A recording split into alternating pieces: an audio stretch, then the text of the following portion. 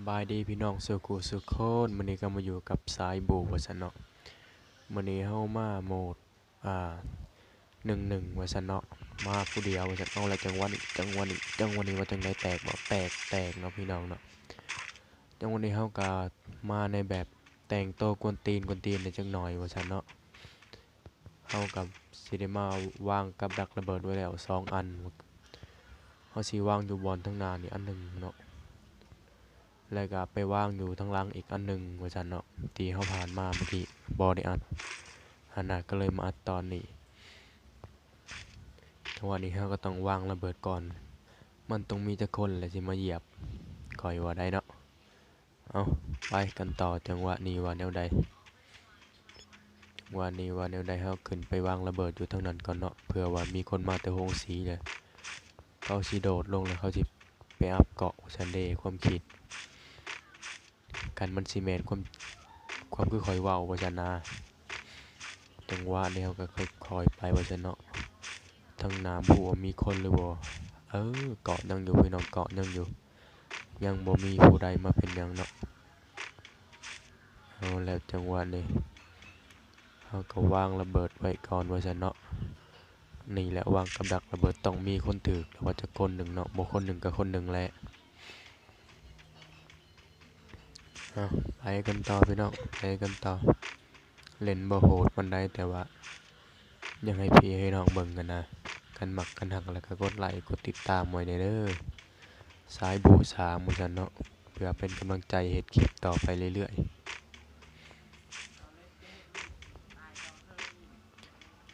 จังหวะนี้เฮาก็สิขึ้นอยู่เทิงนี้เนาะเฮาสิไปเจาะเบิ่งว่าสิมีคนมาบ่เนาะต้องรอเบิ่งไปพร้อมกันว่าซั่นเด้ว่าสิมีคนมาบ่หรือบ่มี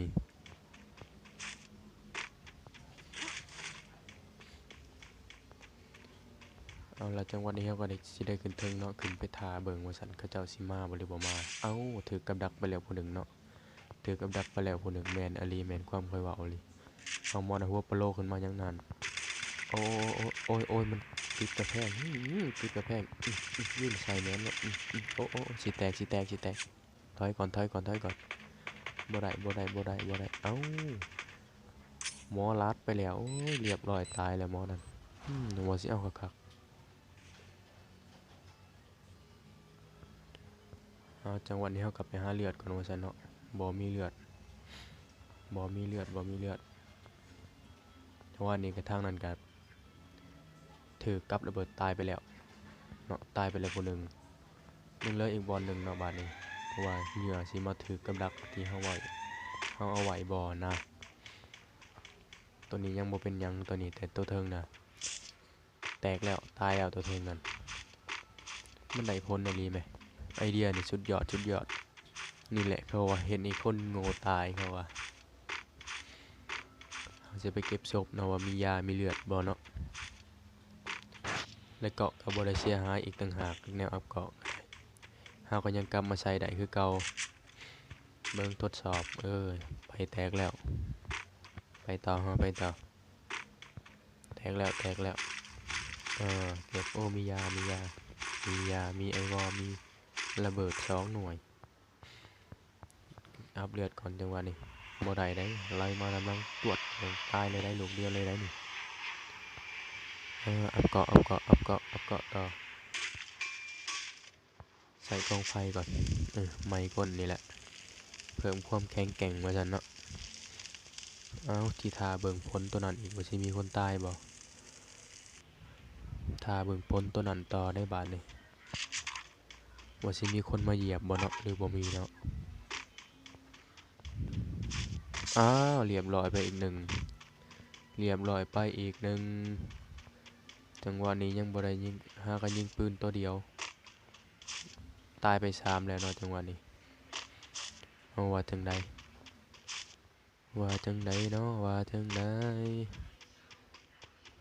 เรียบร้อยคาที่เดี๋ยวเบิ่งก่อนบ่กล้าเข้าได้ผู้เจ้าก็ได้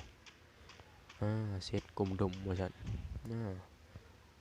ได้ทั้งศพได้ทั้งอัปเกาะได้เฮาได้เก็บของพร้อมได้บาดนี่โอ้ยาหลายไว้บ่นี่ได้เรื่อง ในเรื่องเดี๋ยวเบิ่งแผนที่ก็อยู่ไสเด้อนี่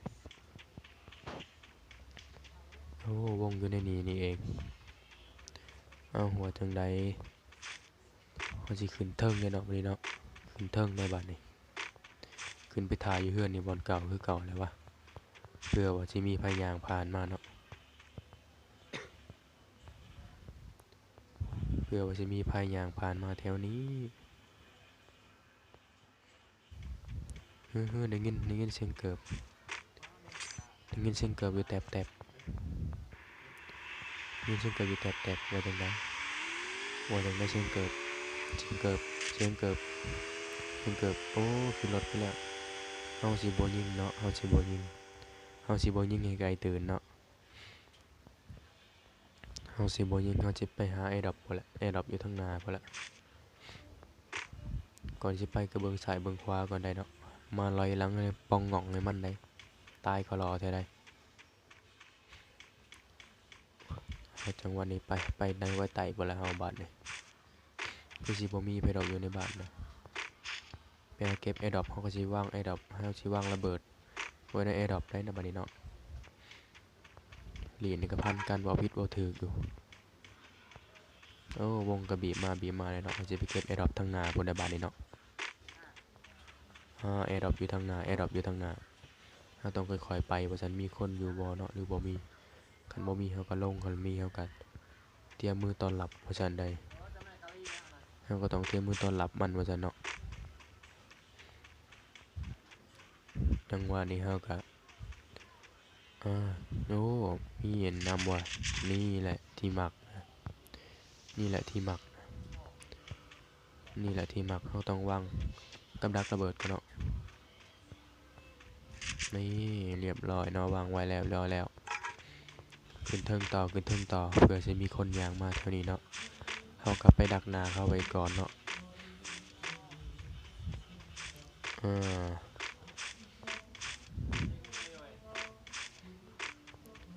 ขึ้นไปบ่อนเก่าบ่ล่ะเอามีคนเห็นเฮาหรือบ่บ่ฮู้จังหวะนี้เฮาเห็นเขาแล้วเฮาต้องใจเย็นๆเนาะเฮาต้องใจเย็นๆไว้ก่อนใจเย็นๆไว้ก่อนจังหวะนี้ใจเย็นไว้ก่อนเอายืนซึ้งเอาหัวตวดนี่แตกงงหมองไผยิงกูวะหมอวะนะก็กูนี่แหละยิงมึงนั่น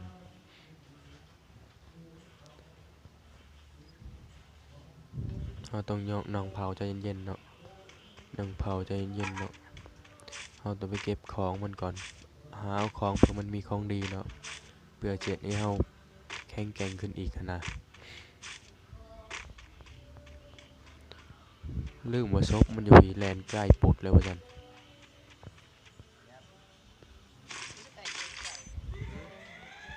หมอก็บ่มีหยังเนาะจังพ่อหมอจังตายไว้จังวันนี้เฮาก็จังหันไปละ4เนาะจังวันนี้ถามว่ามาเก็บไอ้ดอกไปหน้ามาเถอะเอาแล้วมีการยิงกันเนาะอยู่หลุมมีการยิงกันอยู่หลุมบ่เห็นมีเนาะสงสัยอยู่บนไอ้ดอกเลยนี่เนาะอยู่บนไอ้ดอกแน่นอนเลยเอาหมอนั่นแล่นแล้วสงสัยแม่นอีหลียิงกันอีหลีหมอนั่นแล่นมาแล้วว่าจังไดอยู่ไสแหละเออโอ้ตั้งหลักก่อนบ่ได้ตายได้แบบนี้เนาะตายได้แบบนี้นี่ว่าจังไดโอ้เจ็บอย่าพาวใจเย็นมีหยังค่อยเว้าค่อยจากันเสียวเอ้ยเอาหมักถั่วแห้ไปกินก่อนไปเอาหมักถั่วแห้ไปกินก่อนนั่นล่ะคือเงียบว่ะหมอตายแล้วบ่จักระเบิดหน่วยเดียวติสงสัยหมอตายแล้วแสดงว่ามันต้องมีคนอยู่บน AirDrop คันมันตายนะแม่นแท้ๆโลดเหลือเต็มที่ก็สิชาร์จเลยบัดเติมเลือดก่อนบ่ได้ไปซุ่มๆๆมันบ่ได้ตายมันได้แม่นอยู่เจ้าระเบิดไล่ครับอยู่นะมีคนอยู่หลุมบ่วะเพิ่งอยู่ว่ะมันต้องมีคนอยู่หลุมเลยคันหมอนั่น เอ้าตายอีหลีว่าซั่นเห็นแต่กองยาเอ้าว่าจังได๋อ้าวมันตายได้บ่แต่ว่าถูกนะมันบ่มีคนแล้ววะได้เนาะขาเฮาต้องแม่นคอยไปเนาะคอยอ้อมเบิ่งเออว่ามีคนบ่หรือบ่มีโอ้เห็นแล้วพุ่มไม้เราคิดว่าข้อยบ่เห็นเลาแน่เนาะอย่าปากเออเราสิคิดว่าเขาบ่เห็นข้อยดอกว่าซั่นแหละเนาะอาอ้าวไต่ขึ้นมาไต่ขึ้นมาไต่ขึ้นมาแตกบ่แตกเรียบร้อยเนาะพี่น้องแตกแล้วก็ว่าลาวแหละจังหวะนี้ไปกันต่อพี่น้องไปกันต่อวงก็ใกล้เข้ามาบีบเข้ามาแล้วได้ว่าซั่น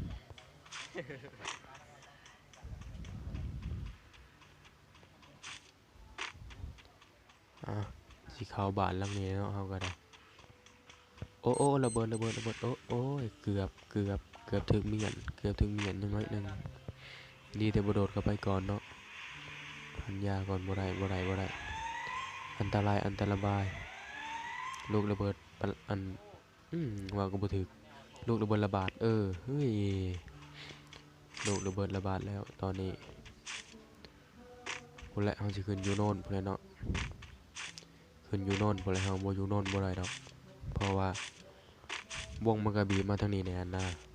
มันต้องมีสักคนแหละจะขึ้นมาเทิงนี่ตอนนี้เฮาก็อยู่เทิงอยู่แล้วก่อนเนาะนี่แหละเฮาก็ต้องอยู่แถวพี่แหละเนาะ